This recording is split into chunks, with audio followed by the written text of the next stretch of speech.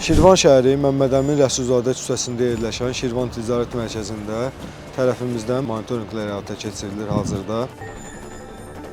Qida Təhlükəsizliyi Agentliyi tərəfindən aparılan monitorinq zamanı bazarda bir sıra ciddi nöqsanlar aşkarlanıb. Belə ki, bazarda yüksək risk qrupuna aid məhsullara baxış zamanı məlum olub ki, ət və ət məhsulları, çiy toyuq əti, süd və digər ağartı məhsulları antisanitar şəraitdə müvafiq müşahidə edici sənədlər olmadan satışa çıxarılır.